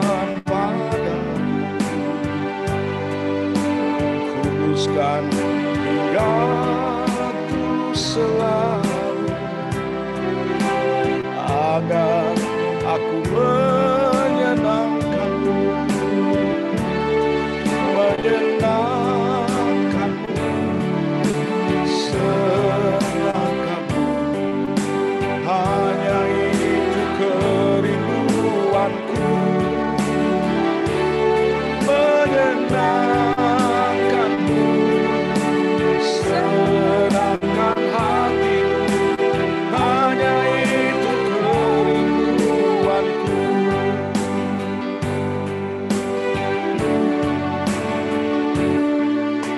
Tuhan, ku serahkan hatiku, semua ku berikan padamu. Kuduskan selalu, agar aku menyenangkan-Mu, menyenangkan-Mu, senangkan-Mu. Hanya itu kerinduanku, oh, menyenangkan-Mu, senangkan hati, hanya itu kerinduanku, menyenangkan-Mu, menyenangkan-Mu, senangkan-Mu, hanya itu kerinduanku, oh, menyenangkan-Mu, senangkan hatimu, hanya itu kerinduanku, hanya itu kerinduanku, hanya itu kerinduanku.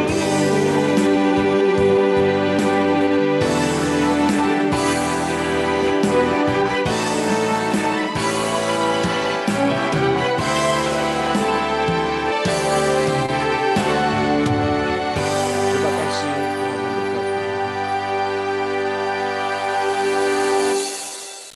Ya, terima kasih Pendeta Aripaat. Silakan Bu Lydia, doa syafaat. Setelah itu nanti bincang-bincang Bapak Nicholas Liang.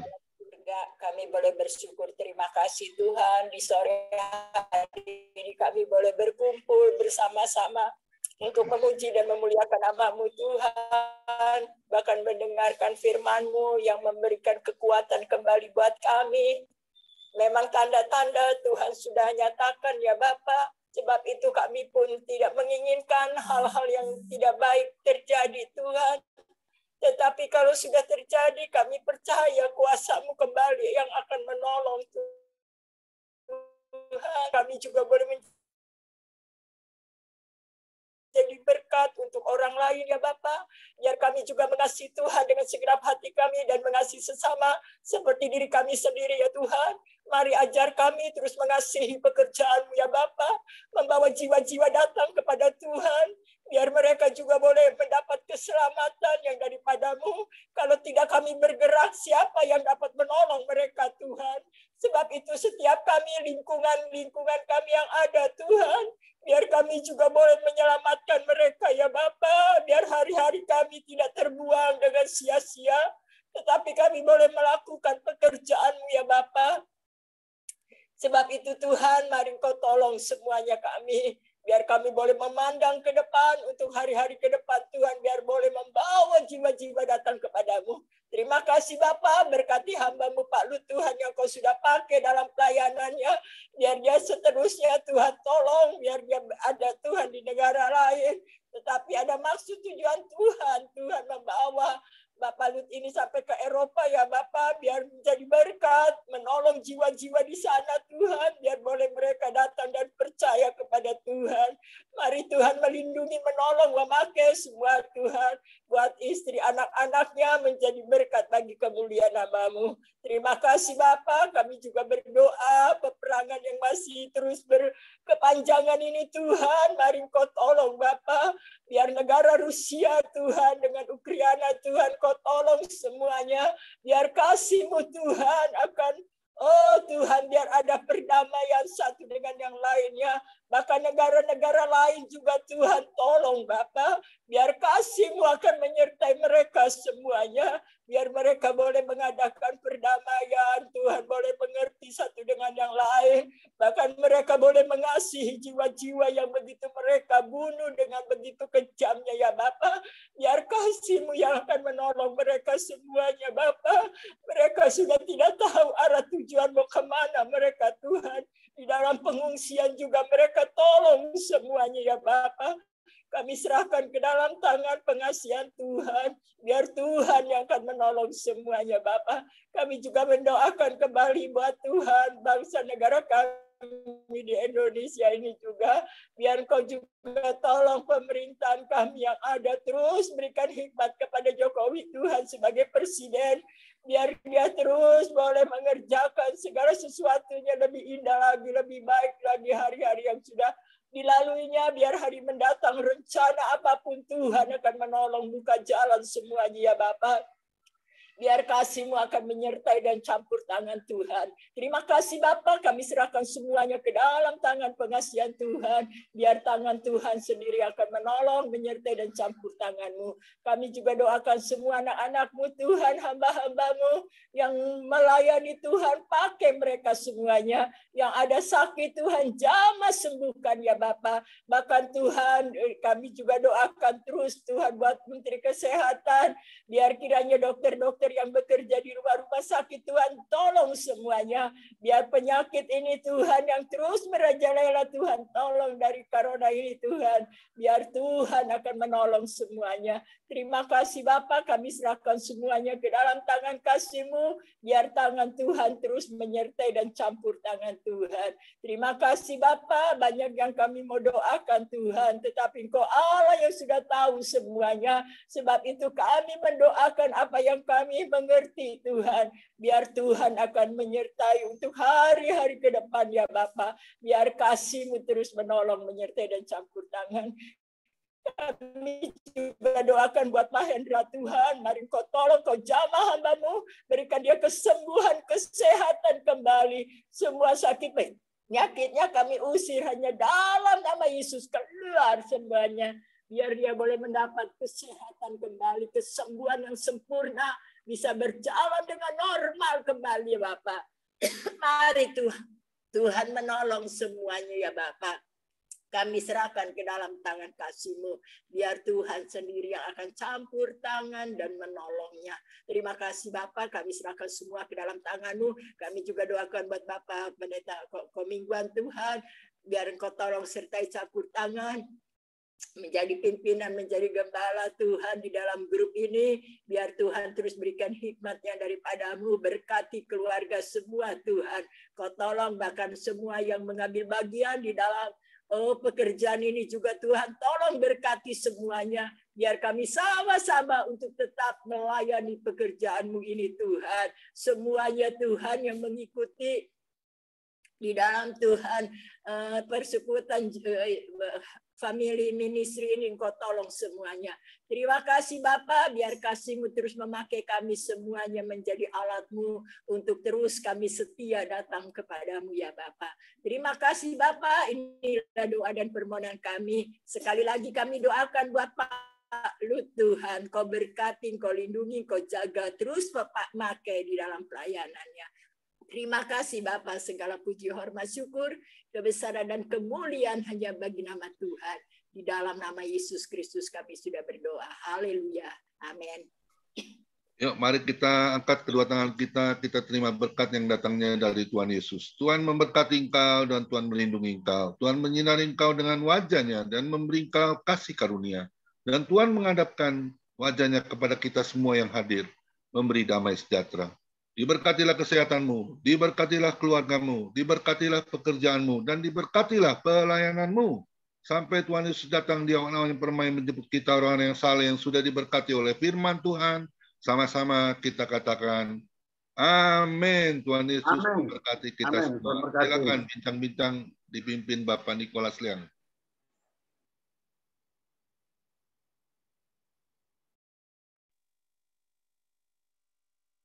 Shalom Pak Nicholas.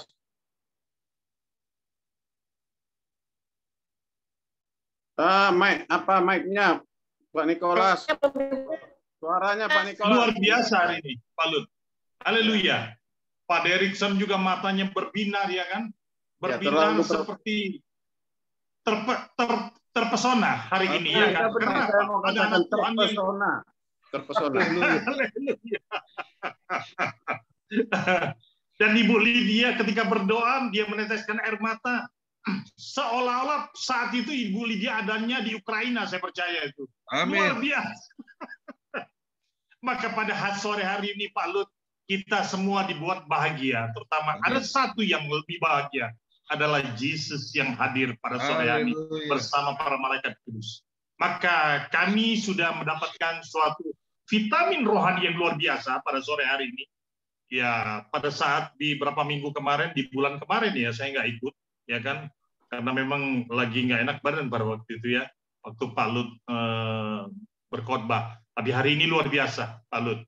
Terima kasih dengan belangkonnya yang ciri khas daripada orang Indonesia, ya kan, sampai orang Belgia nggak berani mau dekat. Haleluya, Tuhan berkati.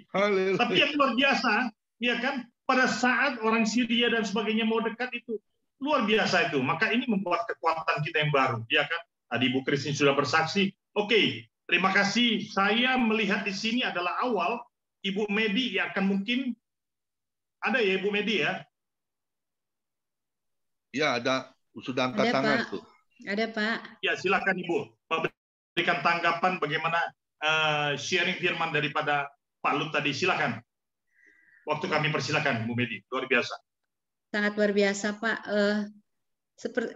Inilah kita ya, persekutuan ini memang mengingatkan kita kembali untuk apa sih sebenarnya tujuan kita diingatkan seperti ini gitu. Dengan api yang menyala, Roh Kudus mengingatkan setiap kita, mungkin seperti saya tidak, oh begitu ya, sampai segitunya ya gitu. Jadi ketika kesaksian-kesaksian itu Tuhan taruhkan apinya menyala gitu. Termasuk kita yang mendengarkan di sini kan ada sesuatu kegerakan. Berarti kita harus doakan tetangga kita. Mungkin kita selama ini sudah doakan, tapi harus lebih lagi meluas gitu. Seperti seperti daerah-daerah kita, bukan lagi daerah. Kalau daerah mungkin sering kita doakan kota kita di mana tinggal itu udah pasti. Tapi lebih lagi kembali ke jiwa-jiwa gitu. Jiwa yang harus dimenangkan dan harus kita sering doakan, bukan ketika diingat. Ketika kita seperti sharing ini, baru kita ingat, oh iya ya tetangga yang belum didoakan. Tapi lebih lagi kepada sering gitu, secara terus menerus, nggak sekali diingetin. Tapi kiranya Roh Kudus mengingatkan kita untuk nggak sekali-sekali lagi naik kayak gini, kayak istilahnya up and down gitu. Kadang lagi inget kerjain, kalau nggak inget ya lupa gitu. Kita mau diingatkan untuk sharing ini lewat peperangan Ukraina dan Rusia ini, bahwa waktu Tuhan itu bukan hitungan jam lagi, benar. Di detik-detik terakhir ini kita anak-anak Tuhan yang cinta Tuhan bukan hanya di dalam pelayanan kita, lebih luas lagi mencangkup orang-orang luar gitu yang selama ini kita doakan, intern keluarga, kota ini, bahkan kita melihat dunia luar yang begitu dekat kepada kita di genggaman tangan kita, yaitu HP. Tidak ada alasan lagi buat kita tidak mengetahui apapun yang terjadi saat ini yang sedang bergejolak, dan luar biasa sekali. Saya juga sebenarnya kemarin ada media sosial dengan Pak Lut gitu, karena saya udah tadi saya sharingin ya, saya pernah beberapa ikut Menara Doa Belgia, karena ada kelas-kelas Zoom yang sering saya ikuti, saya kadang-kadang nggak ikut. Jadi saya pengennya gini gitu, jadi ada sharing, saling kita bisa berbicara, dan yang berbicara dengan fakta yang dekat itu kan lebih ini ya, lebih abdol gitu. Kalau saya seperti di Palembang, diceritain sama orang yang misalnya media sosial, benar sih media sosial, tapi ketika Pak Lut ada di posisi di sana di Eropa, itu kan lebih tahu sekali, lebih jelas apa yang terjadi di situ, dan itu berita yang up to date sekali gitu. Jadi bagi saya bersyukur ada di dalam komunitas ini. Terima kasih Pak Lut, ada informasi di media sosial, saya boleh dapat informasinya. Terima kasih sekali, dan kebetulan sore ini saya nggak ada kelas, ngikuti Zoom gitu. Maklumlah ibu-ibu nggak ada kegiatan. Ketika ada kelas-kelas gini selalu saya rajin ngikutin kelas-kelas Zoom gitu. Terima kasih Pak Kop mingguan ya. Terima kasih buat kesempatannya. Ibu Medi, terima kasih. Tuhan berkati. Salam sehat buat keluarga di Palembang ya. Baik Pak, terima kasih. Tuhan berkati. Tadi ada temanya dari Pak Lut adalah inilah menit-menit terakhir, ya kan? Dan revolusi paradigma yang sekarang ini kita cari adalah menyatakan untuk siapa kita hidup. Dan kedua, untuk apa kita hidup. Ini penting sekali, ya kan? Karena akhir-akhir ini ketika terjadi, coba bayangkan, saya katakan begini, saya berulang, kemarin saya ulangan sedikit, saat saya berkhotbah, ya kan, memberikan satu ilustrasi, bahwa ketika saya pulang dari gereja dan jalanan itu macet, saya bersyukur kepada Tuhan, karena saya adalah bagian yang terpilih dengan hamba Tuhan yang lain. Pada saat macet itu, mobil itu, ada yang mereka pulang dari Dugem, ada yang mereka pulang dari ketemu pelakor, ada yang mereka pulang dari dunia lain, artinya menikmati dunia dan kedagingannya. Ada yang mereka pulang dari mungkin berbuat dosa dan sebagainya. Dan kita hamba Tuhan yang saat itu kita pulang dari rumah Tuhan, kita bersyukur kepada Tuhan. Dan satu hal, kita dalam keadaan sehat. Banyak orang di ICU, kita juga wajib mendoakan, ya kan? Banyak orang yang berdosa, kita juga wajib berdoa buat mereka. Saya katakan Pak Lut adalah bagian yang sudah terpilih dan dipilih oleh Tuhan untuk melaksanakan tugas yang mulia dari Tuhan. Tuhan berkati. God bless. Saya lanjutkan pada saat ini. Terima kasih Bu Medi. Kita lanjut kepada mungkin ya untuk yang kedua ya. Untuk yang kedua Ibu Maya dulu. Silakan Bu Maya. Halo. Hai Pak Lut. Silakan Bu Maya. God bless. Pak, lo denger nggak ya? Dengar. Ya, dengar, Bu. Lihat, dengar. Halo. Masih ingat kami nggak? Salam dari Klaten. Selalu ingat. Selalu ingat ya. Harus ingatlah, karena mereka berdua ini Bapak Ibu adalah suami-suami yang luar biasa. Karena tukang masak istri-istrinya. Dan istrinya tukang makan. Pak Lut, terima kasih ya. Terima kasih. Kenapa? Karena ya Pak Lut pernah dengar lah. Saya pernah mengalami kritis 6 kali, mau meninggal, nggak jadi. Lalu 1 kali mati suri. 10 Juli 93. Ini nyawa yang ke-7. Ya nggak tahu lah nyawa keberapa ya. Tapi satu hal, menit-menit terakhir. Nah, kadang saya berpikir, saya sering bilang sama Tuhan, di saat Engkau panggil, jangan dalam keadaan sakit. Tapi saat saya bersama jiwa atau saat saya mengajar, itu kerinduan saya. Terima kasih ya Pak Lut, kami nggak ngomong banyak, Cuman ini kejutan dari Tuhan. Kemarin kami juga dikejutkan banyak hal waktu di rumah sakit Bethesda Serukam. Tadi saya tuh rencananya nih Pak Lut, mau apa ini namanya nih loh. Kemarin kan katanya uban saya ini kan banyak di depan. Jadi kalau semua uban saya bahagia. Cuman ini karena di sini-sini saya dikira usianya sudah 52 padahal masih ABG. Jadi ya sudah maunya nyemir. Sudahlah ikut family ministry sambil semiran. Lah kok suaranya nggak asing lagi. Loh Pak Lut. Nggak jadi. Akhirnya konsentrasi di depan HP. Makasih ya Pak Lut ya. Tetap memberkati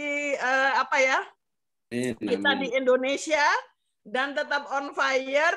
Kami yang ada di hutan. Membawa semangat untuk yang di Belgia. Tuhan Yesus berkati. Salam buat Ibu ya. Yesus malole. Terima kasih. Terima kasih. Baik. Tuhan berkati. Berarti dari Klaten pulang kampung itu, Pak Lut. Luar biasa. Haleluya. Baik, kita lanjutkan kepada kesaksian yang ketiga adalah Ibu Christine. Yang haleluya. Untuk melanjutkan tadi. God bless. Silakan Bu. Shalom, shalom. Saya bukan bersaksi, tapi terima kasih Pak Nikolas sebagai moderator memberikan kesempatan juga kepada Bapak Pendeta Koming yang selalu setia mengundang saya. Yes. Yang saya mau bilang dankeschön, merci beaucoup kepada Pak Lut ya. Satu pencerahan lagi yang diberikan kepada hari ini kepada kita. Bapak di Brussel ya. Saya berkesempatan untuk tinggal di Brussel dari tahun 2001 sampai 2005, bahkan anak pertama kami itu lahir di Brussel, namanya Axel, anak Brussel. Iya, saya dengan Pak Stanley Pesik dan lain-lain ya melayani di sana. Tidak ada hari dimanapun Tuhan buang saya. Di negara manapun Tuhan buang kami selalu berdoa dan mendoakan tempat itu ya, seperti saat-saat ini. Cuman tadi saya tergelitik dengan Bapak kasih dari Galatia 2 ayat 19 sampai 20. Di sana Bapak mengatakan bahwa yang Tuhan mau itu kita tidak terhilang dan tidak tersesat. Nah, saya tuh baca dari Lukas 15 ya Pak, tentang perumpamaan domba yang hilang di ayat 4. Perumpamaan tentang domba yang hilang di ayat 4 di sana kan dikatakan ada 99 yang ditinggalkan di padang gurun ya, dan mencari yang sesat itu. Nah, ini menurut Bapak kok tega banget sih ya ditinggalkan di padang gurun. Menurut kita padang gurun itu kan gersang, tidak ada apa-apa. Kok tega amat ya Tuhan membiarkan yang 99 itu dan pergi mencari yang satu orang. Nah, menurut Bapak, according to Galatia 2 ayat 19 sampai 20, dari segi alkitabiahnya, menurut Bapak, kenapa ya tega kok ya? Sepertinya kita ini yang pelayan-pelayan dibiarin gitu ya, dibiarin di padang gurun dan Tuhan mau nyari yang satu aja. Nah, itu menurut Bapak gimana? Terus yang di ayat 7-nya masih di Lukas 15 ayat 7 di sana berkata, Aku berkata kepadamu, demikian juga akan ada sukacita di sorga karena satu orang berdosa yang bertobat lebih daripada sukacita karena 99 orang benar yang tidak memerlukan pertobatan. Why? Kenapa yang 99 ini yang dibiarkan di padang gurun tidak memerlukan lagi pertobatan? Nah, ini mungkin ada seruan di menit-menit terakhir, di detik-detik terakhir Tuhan mau datang, dikatakan bertobatlah. Kenapa sih yang 99 ini malah dibilang tidak memerlukan lagi pertobatan? Ini menurut Bapak gimana ya? Di dalam menghadapi kedatangan Tuhan. Masa sih kita yang, makanya banyak hamba Tuhan yang mengartikan kitab ini kalau salah mengerti, mereka bilang, kita udah benar, kita hamba Tuhan yang benar. Tuhan kalau datang kapanpun bisa datang karena gue orang benar. Nah, apakah ini benar Pak, tanggapan ini? Saya minta ditanggapin. Dan yang terakhir Pak, Bapak tadi di kesaksiannya berkata bahwa Bapak yang bangun, masakin istrinya dan lain sebagainya ya. Demikian pula tadi Bu Maya mengatakan suaminya Pak Tuhu bangun pagi-pagi memasakkan Bahkan Bapak sudah lebih 12 tahun melakukan itu ya, dengan dasar sayang dan cinta kepada istri. Menurut saya Pak, pertanyaan nih, siapa sih yang duluan bangun Pak? Ya, kalau rata-rata di Indonesia, suami-suami malah justru pengen istrinya bangun cepat, bikinin kopi, dan itu adalah bentuk pelayanan juga dari seorang istri. Siapa yang harus duluan bangun Pak? Dan dasar Alkitabiahnya apa? Thank you. Ya, silakan, Pak Lut. Ya Bu, ya Bu Christine. Nanti yang lain juga biar menjawab ya. Baik. Saya mau menjawab yang terakhir dulu, karena ini kan langsung ke apa yang saya lakukan. Karena kita semua punya masa lalu, gitu kan Bu ya. Gitu. Dan masa lalu itulah yang pertama menjadi landasan untuk keputusan-keputusan yang kita ambil di masa depan gitu. Kenapa saya memutuskan untuk melayani istri saya? Kenapa saya bangun duluan setiap pagi sampai hari ini? Karena kalau saya ceritakan horor ini masalahnya. Karena saya buka kartu. Iya. Karena saya tahun 2007 menikah. Lalu 2008, setahun setelah menikah, anak kami yang pertama lahir. Setelah anak kami usianya sudah hampir 6 bulan, 8 bulan begitu, kami hampir bercerai dulu. Oh. Gitu. Karena kami jam 3 pagi itu, waktu itu kami di Hong Kong, jam 3 pagi itu saya hampir selesai lah. Maksudnya hampir ini, menyakiti diri sendiri. Saya sudah pegang Baiklin itu 1 drigen gitu. Istri saya sudah pegang pisau jam 3 subuh, dan istri saya itu pegang anak kami yang pertama, pisau itu sudah di leher anak kami gitu. Itu di dapur gitu. Dan istri saya bilang ke saya, kamu ini pelayan Tuhan nggak berguna, suami nggak berguna kayak gitu kan. Ya udah, kamu akhiri hidupmu, kamu telan itu Baiklin, lalu saya akan potong leher anak kita, dan saya akan akhiri hidup saya, dan kita selesai. Kita nggak usah Tuhan-Tuhanan. Dia bilang begitu. Karena itu selama beberapa waktu kami ini selalu bertengkar hidup ini. Istri saya orang Jawa, Bu. Saya orang Jawa itu dididik untuk ngomongnya halus, ngomongnya apa ya, mikirin perasaan orang. Tetapi istri saya itu orang NTT, orang Nusa Tenggara Timur, dididiknya beda dengan dididik orang Jawa. Dia kalau saya ngomong kan, saya jaga perasaan dia. Nah, tapi kalau dia ngomong, saya mesti jaga perasaan saya, gitu. Jadi bentrok itu sulit, saya rasa sulit untuk dikendalikan. Padahal waktu itu kami sudah melayani di gereja.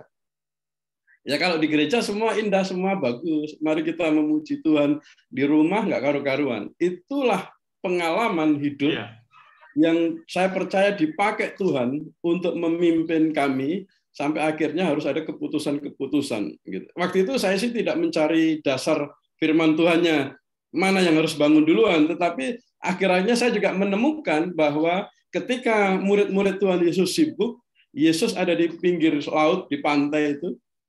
Dia masak untuk murid-muridnya, gitu. Dia barbeque, dia bakar ikan, gitu kan. Dan pada waktu dia melihat murid-muridnya itu kelelahan, kecapean, Tuhan Yesus bilang, anak-anak, mari sarapanlah, gitu.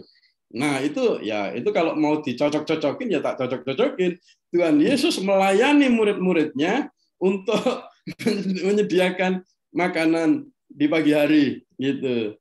Dan Tuhan Yesus itu sibuk di dapur. Pada waktu Tuhan Yesus diundang ke perjamuan kawin di Kana, kan Tuhan Yesus itu undangan, Tuhan Yesus itu tamu undangan. Tetapi apa yang dia lakukan? Dia belusukan ke dapur. Kenapa saya tahu dia belusukan ke dapur? Karena di situ dicatat Tuhan Yesus bertemu dengan para pelayan-pelayan. Karena pelayan-pelayan tidak ada di kursi undangan. Pelayan-pelayan itu tempatnya di belakang, ngurusin anggur, ngurusin kue, roti, gitu kan. Yesus ketemu mereka dan bilang, anggurnya habis, kamu ini penuhin tempayan-tempayan ini, gitu kan. Dan Yesus sibuk di dapur, kan gitu. Jadi saya cocok-cocokin. Gitu. Yesus saja sibuk di dapur, Yesus saja masak, kenapa saya enggak begitu? Kenapa enggak harus istri yang masak? Saya tidak menemukan perintah langsung sebenarnya. Istri harus masak atau suami harus di meja nunggu istri masak bawa kopi. Saya tidak menemukan itu. Karena kan hanya ada peristiwa waktu Marta masak, waktu Marta menyiapkan makanan. Karena Lazarusnya nggak ada kan, Lazarusnya mati atau gimana waktu itu. Mereka nggak dicatat ada suaminya, Marta sama Maria ini. Mungkin kalau ada suaminya juga ikut sibuk juga kali kan. Jadi ajaran istri untuk sibuk di dapur itu ajaran budaya. Nggak tahu budaya Asia atau budaya mana gitu. Tetapi saya tidak berani mengambil dari dasar firman Tuhan. Jadi menurut saya jadinya urusan dapur bukan urusan istri saja. Dan saya ngajak suami-suami sebenarnya untuk menginvasi dapur. Mari kita suami-suami, bapak-bapak, kita serang dapur, kita penuhin dapur dengan menu-menu yang bapak-bapak ciptakan agar istri kita ada kalanya duduk di meja makan dan kita para suami membawa makanan yang paling enak gitu kan, menu kreasi kita. Saya kan ya bisa lihat YouTube, bisa dikembangkan sendiri gitu. Dan bahkan jemaat di sini suka dengan sambal. Kalau saya bikin sambal, kalau hari Minggu kan kita makan terus. Itu katanya sambalnya Pak Lut tuh mantap gitu. Saya juga nggak tahu. Haleluya. Udah didoakan dulu itu Pak Lut. Iya. Gitu. Melalui tangan-tangan luar biasa, tangan rohani itu. Oke, terima kasih Pak Lut. Mungkin sudah cukup ya Ibu Christine ya. Yang dua ya jawabannya. Nah, yang dua belum saya jawab karena itu biar Pak Kominfo yang jawab. Pak Nikola, saya cuma mau bilang begini. Bapak-bapak yang ada di Zoom ini dan mendengar langsung dari Pak Lut hari ini, bertobatlah. Kalau maunya terus maco, terus yang masak. Biar hari Ibu juga istrinya yang masak. Berilah kesempatan sekali-sekali istrinya menikmati. Tapi ini bukan curhatan pribadi saya karena suami saya top Marco top. Dia yang biasa masakin juga. Kalau pas ada waktu. Tapi sebagian besar saya masak karena saya tahu dia bekerja cari duit sudah capek. Jadi saya yang melayani dengan itu. Bertobat ya Bapak-bapak. Thank you Pak Lut. Pertanyaan saya yang pertama tadi belum dijawab Pak Nikolas. Iya, nanti menyusul dengan Pak Mingguan katanya. Baik, terima kasih Bu Christine. Luar biasa jawaban ini. Memang bentuk pertobatan itu bermacam ragam ya kan. Ternyata bentuk pertobatan daripada Pak Lut, dia membuka hatinya, dia membuat mata istrinya terbelalak ketika dia mencintai dengan memasak. Baik, kita akan lanjut. Terima kasih. Tadi ada Ibu Maya menuliskan bahwa memang dia tidak masak karena apa? Suaminya sih memang tukang masak, ya kan? Luar biasa juga. Yang penting istrinya duduk manis dan menikmati makanan. Baik, sekarang kita lanjut kepada Pak Kimli. Pak Kimli, halo. Ya, shalom, Pak Nikola. Shalom. Yes, lanjut. Iya, Tuhan berkati. Pak Lut, Tuhan berkati. Amin. Ya. Semua, firman-Nya luar biasa ya. Tuhan berkati. Memang keadaan sekarang udah semakin kita kritis lah ya. Walaupun kita ada di lintasan kritis lah gitu ya. Di akhir zaman ini ya. Karena kita dengar perang itu seperti begitu. Saya juga baru melihat ya. Kalau perang itu kayak begitu ya. Yang biasa kita nonton di bioskop atau nonton di film, di TV, perang tuh kayak gitu, ada sniper apa-apa. Begitu kita ngeliat keadaan, begitu ya, waduh, sedih sekali ya, melihat kayak gitu ya. Saya ngeliat tuh, jadi bahkan ada mayat-mayat udah nggak bisa dimakamin lagi ya, udah nggak bisa diapain lagi, dibiarkan aja begitu ya, biarkan aja begitu, gitu. Dan yang mayat yang dibungkus itu juga cuma diselokan gitu ya, banyak sekali, gitu aja. Sedih sekali ya, tapi itu memang Tuhan mau ini juga ya supaya kita bertobat sungguh-sungguh ya akhir-akhir ini ya. Jangan sampai kita berpikir tentang seperti begitu keadaan perang atau gimana, tapi bagaimana kita terus mau mendekat kepada Tuhan hari-hari ini ya. Hanya itu aja mungkin. Terima kasih Pak Lut untuk firman-Nya yang memberikan saya kekuatan, pertolongan dan penghiburan. Damai sejahtera juga buat Pak Lut yang ada di Belgia bersama keluarga. Dan berkati Pak Nikolas semuanya. Amin. Oke. Terima kasih kepada Pak Kimli, luar biasa. Salam sehat buat keluarga semua. Tuhan berkati. Baik. Memang di dalam saat perang ini saya tambahkan sedikit aja. Kita bayangkan air nggak ada akibat invasi ini, listrik nggak ada, ya kan? Orang tidak bekerja lagi, ya kan? Hanya duduk diam dan menunggu, ya kan? Menunggu itu ada dua, menunggu hidup atau menunggu kematian. Kematian itu tentu kalau orang yang percaya sudah siap dengan segala-galanya. Maka kita yang di zona nyaman pada saat ini, yang mungkin ada di keluarga Pak Lut, juga Ibu Christine dan kita yang ada di Indonesia, kita hanya bersyukur kepada Tuhan dan berdoa bahwa Tuhan luar biasa. Tanpa Tuhan kita bukan siapa-siapa dan kita bukan apa-apa. Maka sampai hari ini kita boleh menikmati hidup ini, yang dikatakan Ibu Medi tadi, luar biasa kita menikmati O2 kita dalam keadaan sehat tanpa kita harus beli. Ya kan? Maka kita bersyukurlah kepada Tuhan, lakukan pekerjaan Tuhan, lakukan kebenaran, hidup jujur, maka Tuhan memberkati kita. Haleluya. Lanjut, tadi Ibu Lia katakan bahwa dia posisi lagi ada di mikrolet, jadi nggak bisa bincang-bincang. Kita lanjut kepada Ibu Lydia. Halo Ibu Lydia, lanjut. Nanti dihidupin dulu. Ya puji Tuhan ya. Kalau tadi soal masak nggak ada bermasalah lah Pak ya. Siapa yang duluan itu boleh. Tapi nah itu kalau Bu Lydia sendiri yang nggak ada. Ya kan, nggak ada yang tukang masak itu. Tuhan Yesus yang masakin. Haleluya. Amin. Pak Derikson mau jawab duluan. Amin. Dia juga dia makan. Haleluya. Ya puji Tuhan ya Tuhan.